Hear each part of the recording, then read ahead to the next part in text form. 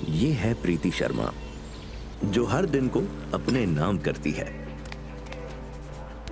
आसमानों की तरफ उड़ान भरती है। दिन हो या रात, हर वक्त अपने काम के लिए तैनात रहती है। परिवार और मनोरंजन के बीच के तारों को हमेशा जोड़े रखती है। फिर भी लोग कई सवाल उठाते हैं, क्या ये तुमसे हो पाएगा सही? ये केबल वाले का काम है, केबल वाली का नहीं। पर प्रीति अपनी मेहनत से सबको जवाब देती है, दिखाती है कि हर काम सिर्फ वाला नहीं, वाली भी कर सकती है। सारे किरदारों को बखूबी निभाने वाली हर वुमन को जी करता है सलाम।